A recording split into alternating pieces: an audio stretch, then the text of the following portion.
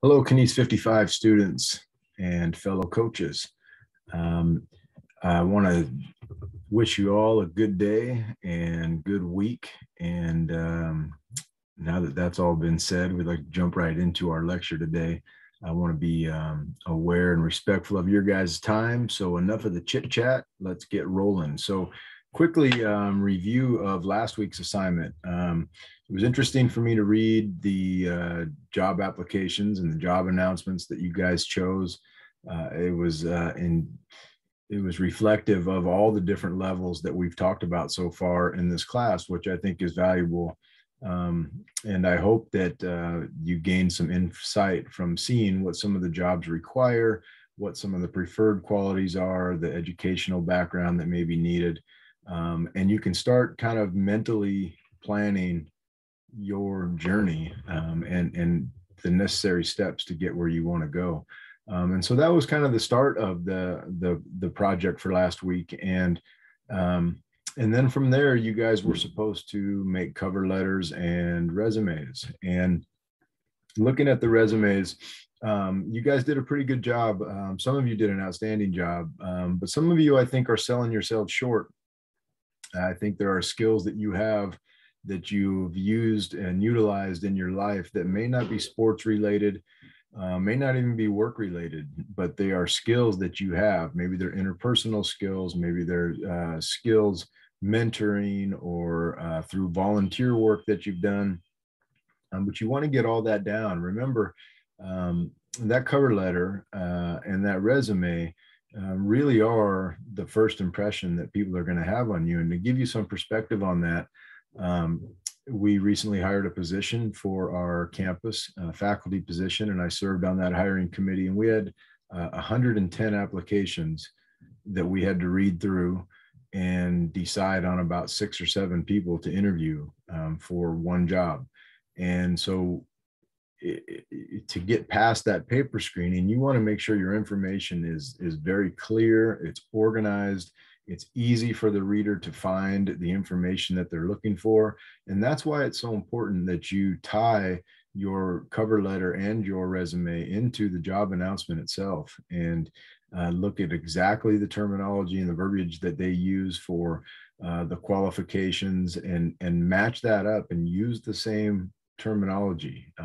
That's why it's so important to make every resume and every cover letter as unique as possible for the job that you're applying for.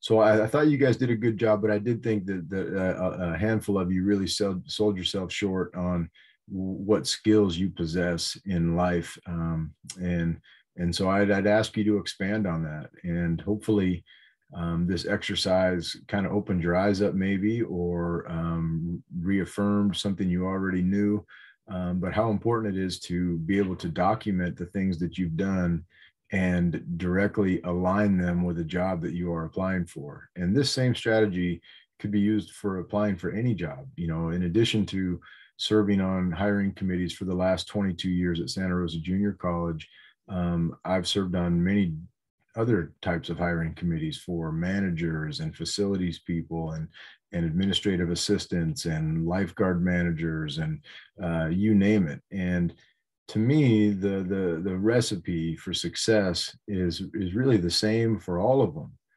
Do your homework, make sure your resume and your cover letter match up to the job announcement as much as possible using the same terminology.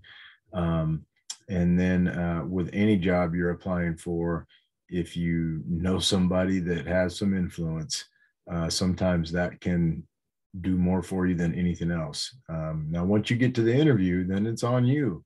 But a lot of times, it's really important to have somebody that can contact a committee member for you, or somebody that's at the college in a power of position that can make a phone call for you and vouch for you and give you a recommendation. And that's why it's so important that you do a good job everywhere you go, because you're working to build a resume to help you get that job that you really want.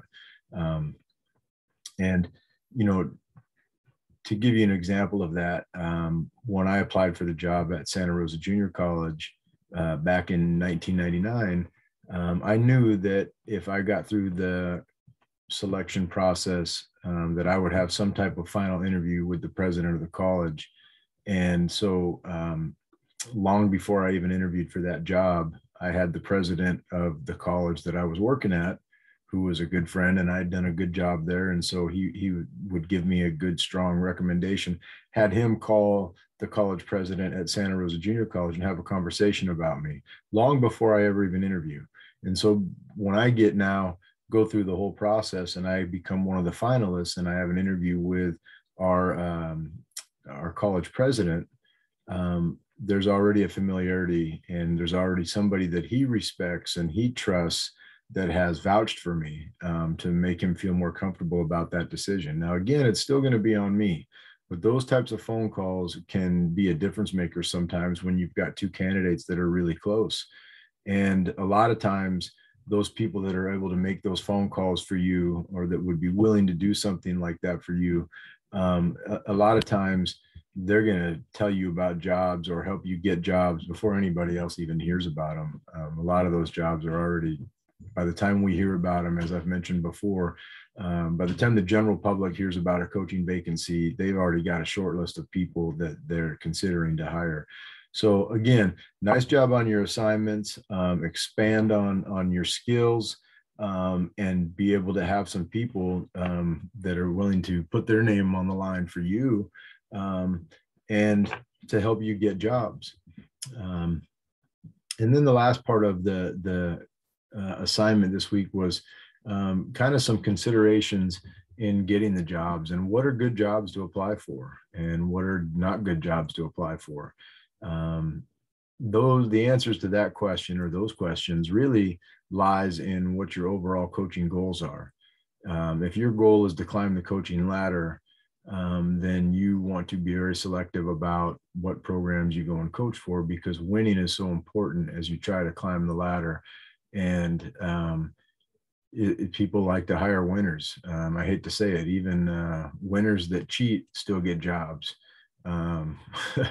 You can see it in college football. You see it in the NFL. Just win, at all costs. And so if your goal is to climb the coaching ladder, that has to be a big part of your mantra about, winning on the scoreboard is going to be probably the most important thing. And so coaching in programs that will allow you to do that, or be a part of a program that's like that, it's winning breeds winning philosophy. And so people want to hire winners. And so you be very selective with the jobs that you take. If that is your route, if your route is to, you love an area where you live in, like Santa Rosa, which is what I did. I love the area. Then I was like, okay, I want to find the best coaching job I can find in this area where I love to live. Well, then my path is going to be a little bit different. If I'm going to be a community member, then the jobs I do and the impact I make have to go a lot deeper than just the scoreboard.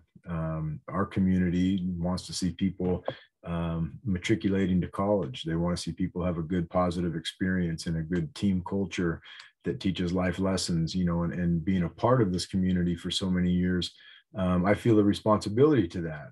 And so my path is different than somebody that maybe was seeking the highest level. When I first got into coaching, I was seeking out the highest level. And, as I got older and gained more coaching experience, my perspective changed a little bit, and being somewhere with a solid foundation was more important to me than going to the biggest school possible. So anyway, nice job on your assignments. Job considerations for you guys. Can you win? Will it be a stepping stone to your next job? Does it matter to your next job?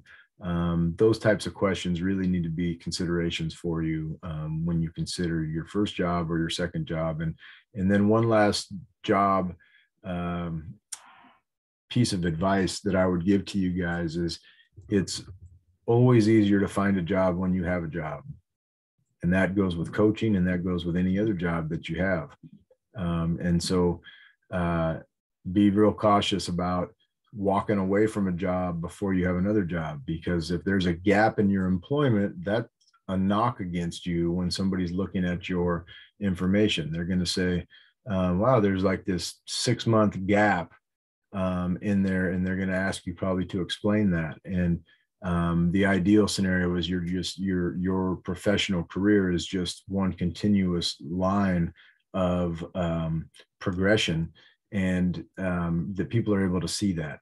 Okay, so okay, enough about review for last week, but hopefully you gained some insight from that. Week 6. Now, this is one of my favorite weeks in this class. This is a class where this is a section of the class where we talk about some of the heroes in sports and kind of the link of sports and influence, sports and accessibility, sports and societal impacts. And so to me, this is an interesting section of the class. It's kind of the power of sports and why it's so important that we as coaches do the best we can, because it's an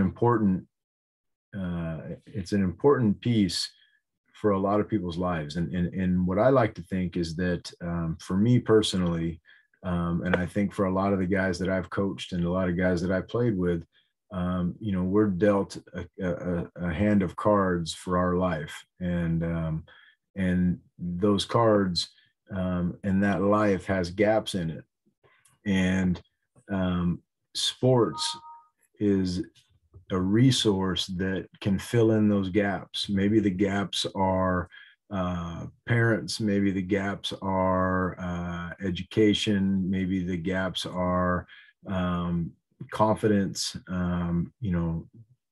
being assertive. There could be a million of them. And so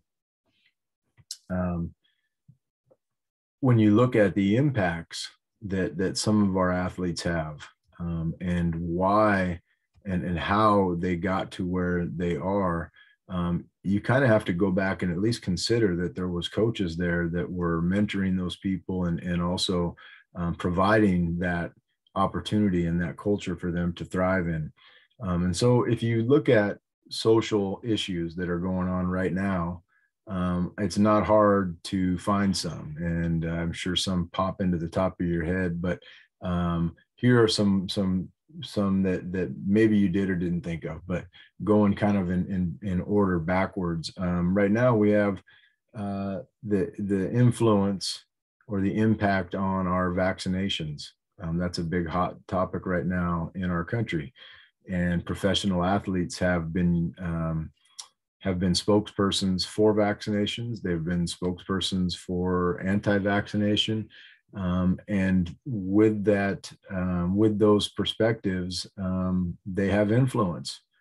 And so another one that maybe is also just very recent, you've got the Black Lives Matter, and what's going on with the Black Lives Matter movement, and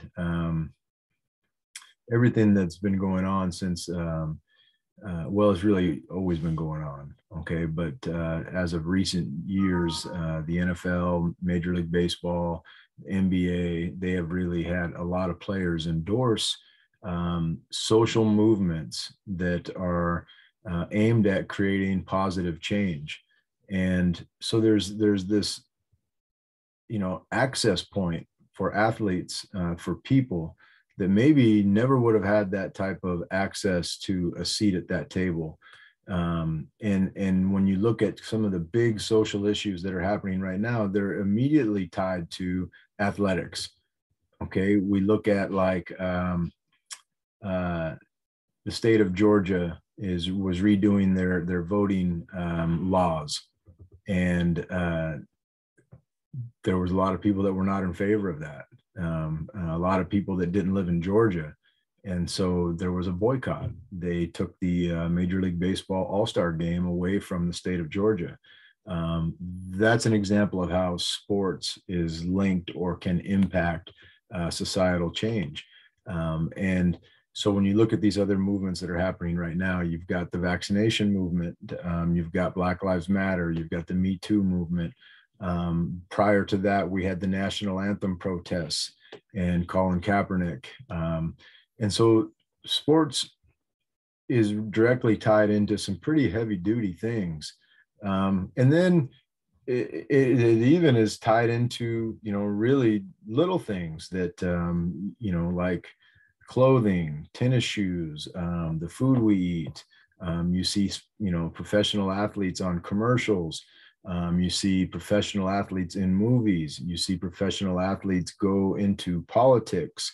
We've had, one of our more recent presidents was a football player in college, and the majority of our presidents have been athletes. When you go back and look, so there is this direct tie. And so you say, the importance of sports is that coaches and sports provide an access point for people to change their lives and to gain a seat at the table of influence, for whatever that is. For example, somebody that's a sports star all of a sudden is in movies or commercials or goes into politics, and the next thing you know, they're in a position. And this was just a person that maybe did not have the privileges that some people that have influence have had. And so it's an access point. It's a chance for people to walk onto a playing field, and you as the coach can create the culture of, no matter where you're from, no matter what kind of car you drive, if you don't have a car, if you don't have a house, if you have parents, if you don't have parents, we don't care. When you step onto this football field or this basketball court or this baseball diamond, we're all equal and everybody's got a shot. And that's what most people really want in life, is they want to feel like they have a shot and at least had an opportunity to achieve their goals. And so sports is so huge for that. And so this session that we're going into right now in sports and the impact on access and influence and societal issues, as I mentioned before, I really enjoy it. And so I mentioned to you some really current issues that athletics is directly tied to, but long before the social movements of today, and I mean going all the way back to the Romans and before that, sports were providing the same types of things.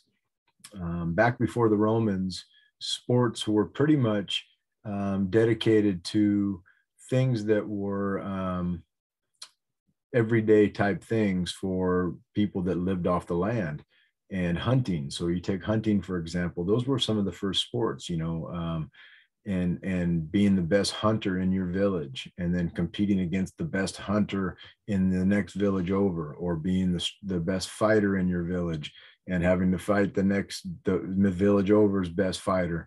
That's where sports, really started. And when the Romans came along, they really, organized it and created the Olympics. But back in those days, people's names were like, it wasn't that you had the USA and you had, a different, but it was like Joe of Petaluma versus Randy of Santa Rosa. And that was like, they were the best hunter or the best fighter or wrestler or weightlifter in their town, and they represented their town. And so as people rise to fame in those situations, all of a sudden they're not only just becoming a successful athlete or representative of their area or territory, they're now gaining a seat of, there's power in that, there's access, there's an influence factor. Okay. And so somebody that maybe from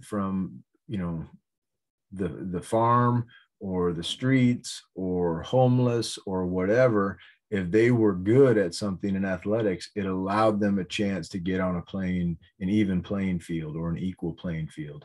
And so those impacts started thousands of years ago, and it's been happening ever since. And some of the great influencers or athletes that have had tremendous impacts on sports or on society have had to endure tremendous challenges to do the things and accomplish the things that they were able to accomplish. And so, you know, I like to think of this section of the class as we're going to study some heroes of sports, and people that were bigger than the gold medal. They were bigger than the Super Bowl trophy. They were bigger than the World Series ring.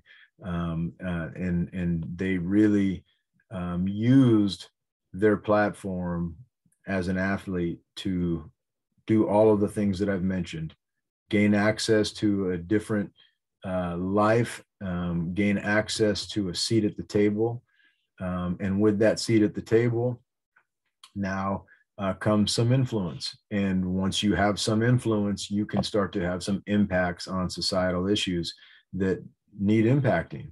And again, I've mentioned some impacts. You know, there's impacts on music, there's impacts on clothing, shoes, all that kind of stuff. But the people we're going to study this week are going to be people that really, it was against all odds, and they're inspiring stories to me.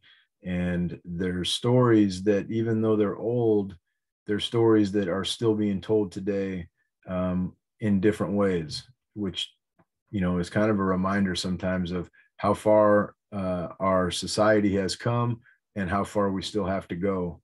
And so when you look at sports, you know, we talked about already the kind of the value and the importance of it. And it's about that equality and justice on that field.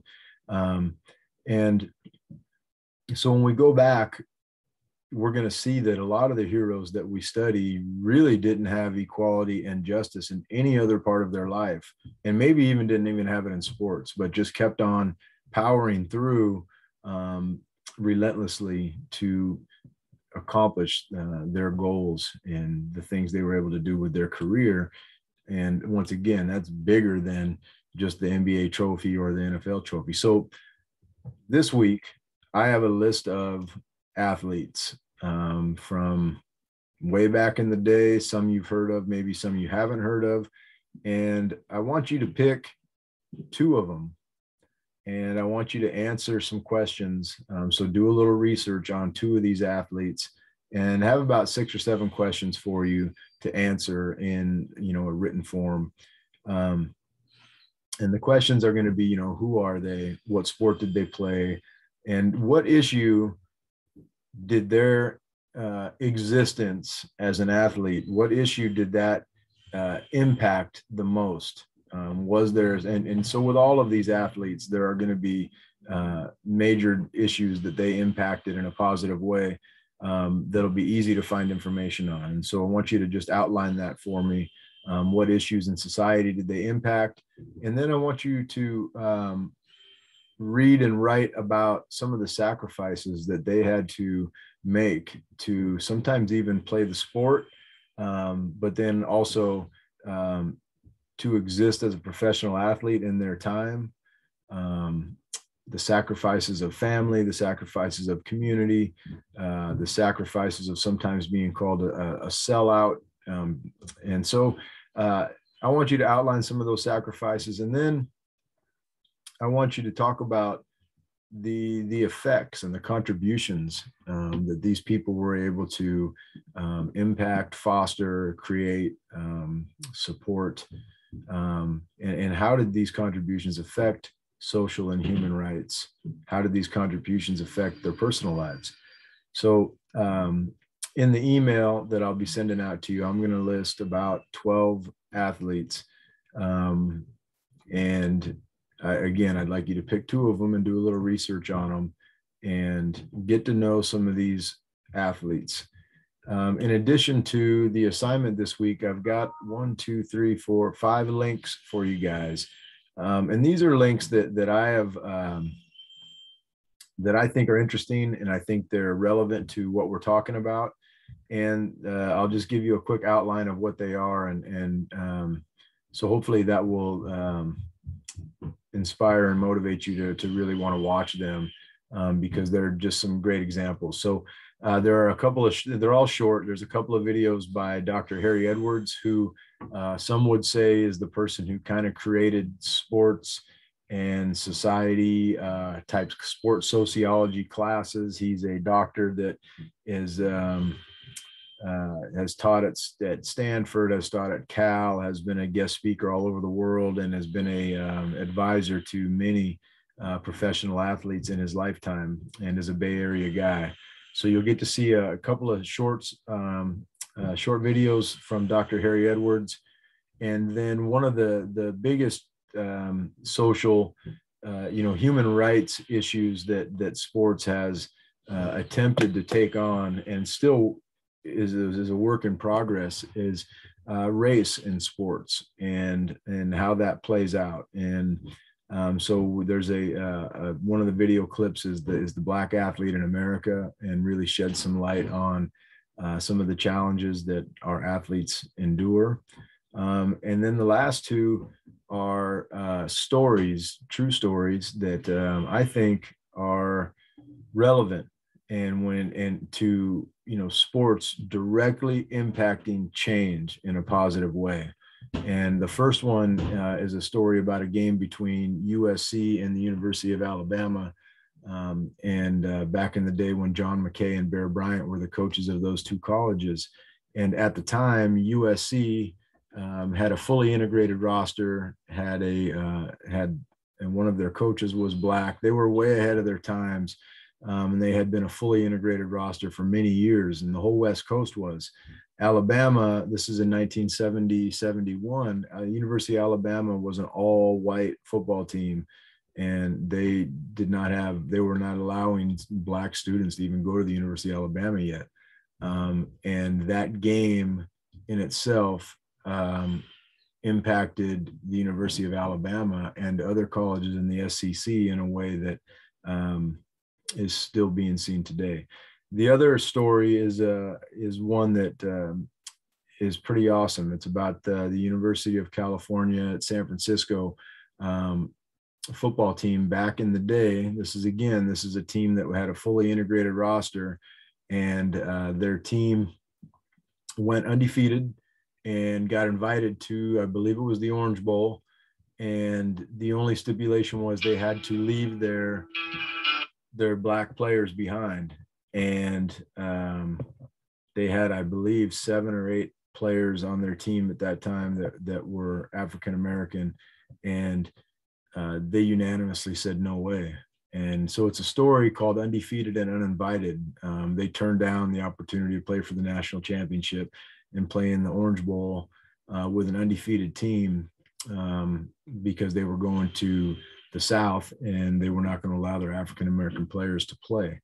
So it's a great story, and some unbelievable heroes in all of these stories that I think you'll find inspiring and motivating, and really it may help reinforce some of the things that you believe in as a coach, and what you can provide as a coach. So with that being said, you guys, I'm going to sign off for this week. I hope you enjoy this week's assignment as much as I like going through all these old videos. It's just awesome. And to me, just, it really puts my own problems, my own challenges into perspective when I see some of the things that other people have had to endure and overcome. So I wish you all the best of luck on this assignment. Email me if you have any questions or about this assignment or about any of our assignments, and we'll see you next week. Have a great day. Bye-bye.